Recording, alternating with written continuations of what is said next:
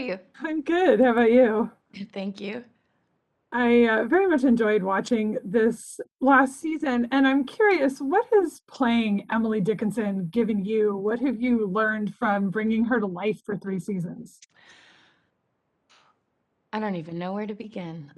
Playing this character has really, it's taught me so much about what it means to take ownership of yourself and how to really be yourself and live your life unapologetically.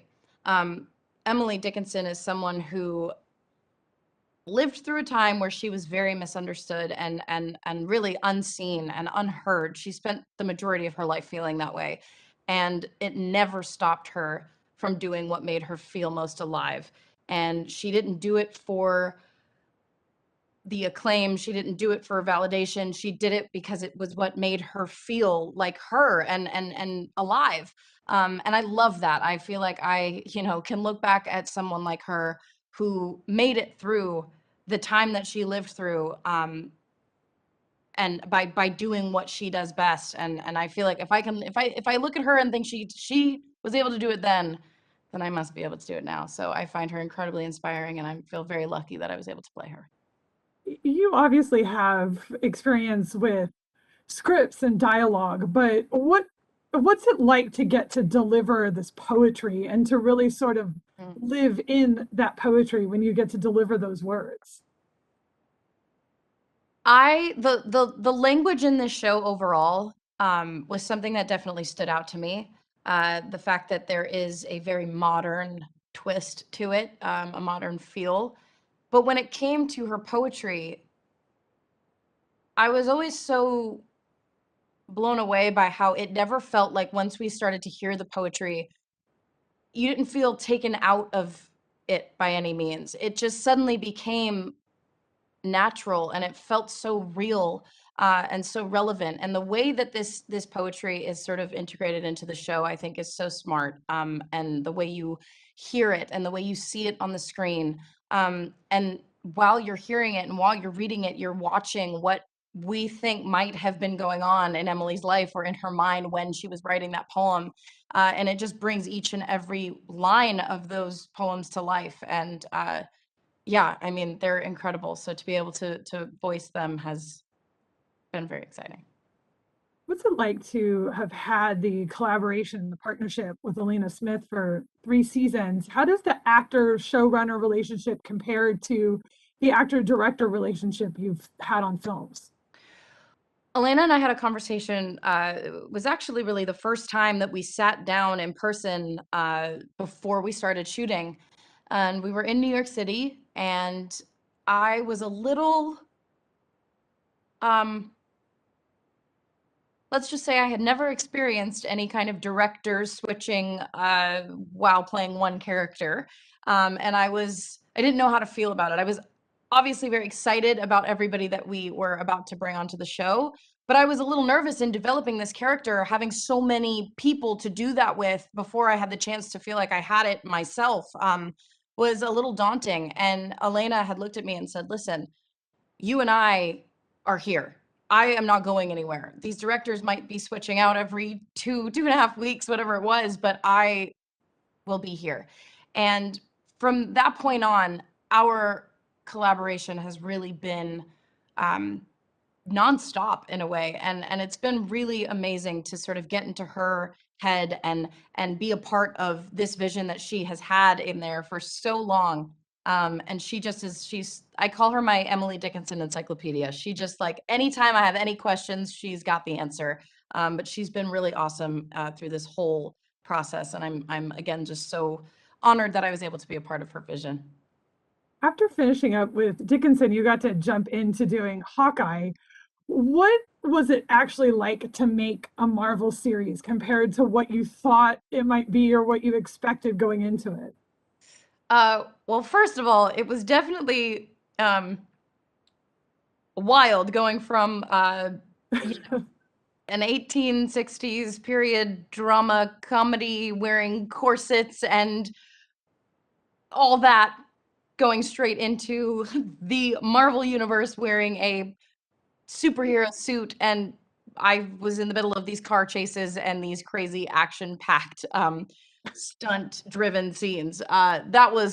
Took me a second to wrap my head around that, but so amazing. I feel so, again, lucky to be a part of something so special. And Kate Bishop is a character that I continue to discover more and more about, that I just love. I mean, I think I can't love her anymore, and then I discover something new. And it's mainly exciting to see that this is a character the fans have wanted to see come to life for a very long time. And yeah, it's a good one. I'm ready for everyone to see it. How much has Kevin Feige and Marvel told you about the arc of the character going forward? Do you feel like you have a sense of what could come next for her, or do you feel as in the dark as the fans? I well, the thing about, I think you might be able to get a sense by the end of Hawkeye, what her deal is, and it's been really exciting to sort of develop her and introduce her story and her background to the world through this show. And I'm just very excited for people to see it, and I can't wait to hear what they think. I love the relationship between Emily and Lavinia. It's especially in this season, they're really both just having to be there for each other. What was the experience of forming that sister bond as characters and as actors? Because it's just, there's something so lovely about watching the two of you. Thank you so much. Anna and I have had such a fun time together. I through seasons 1 and 2, and of course 3, anytime I got to have a scene with Anna, I was always especially excited. I think she is so incredible in this show, and she balances this very fine line of this dramatic and comedic performance, that, I mean, every time I will read through an episode, I am just like instantly excited about what Lavinia gets to do, right? And then when I get to actually see Anna do it and play through these moments that are actually very complicated and layered, is it's always, she really blows me away. And I love that in this season we really get to see Emily open up to Lavinia in a way that she hasn't before. And we get to see Lavinia accept, not that she ever didn't in the past, but we get to see her really appreciate the fact that her sister is who she is. And for the first time, there's this connection where we see them see each other. We see Lavinia see Emily. And although in the past, you know, she's kind of rolled her eyes and thought my sister is so eccentric and she just does her own thing and she's so, you know, we are so not on the same page, I think she finally realizes that she is who she is and she loves her for who she is. And it's a really beautiful moment. Emily and Sue were in a bit of a love bubble in season 2 because nobody really knew about them. But in season 3, it seems that Sue is making some more demands on Emily. What Mm. did you enjoy about that dynamic this season and really sort of getting to see where that whole journey ends up? Well, I've always loved that whenever Emily and Sue are together, they really are their truest selves. And in season 3, they're definitely in very specific points in their own personal lives, but Sue continues to be this person for Emily that pushes her to be true to herself and own her, take ownership of herself. And so she kind of pushes her in this season a little bit. And like you said, she makes these demands that she hasn't in the past. And Emily respects her. And Emily has this love for her that is so deeply rooted. And regardless of where she is in her life and how she's interconnected into the family, she has this love for her that can never be diminished. And it'll never go away. And it's a really, really lovely and beautiful relationship. And I am so pleased with how we've played through it. How do you feel about the final moment and what the last parting moment is that we get to see of Emily? It's very bittersweet, and I'll never forget shooting it, and sort of being on my own, and having this real moment of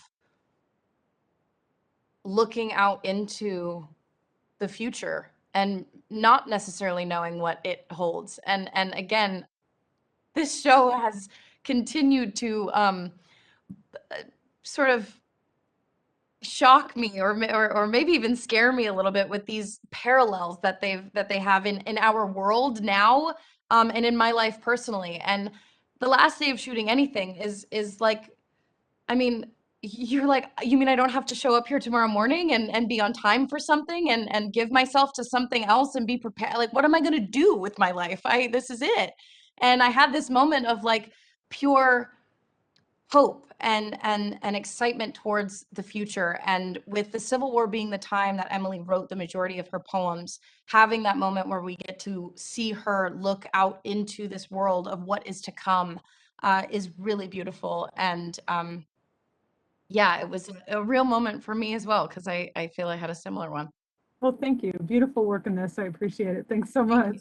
Thank you.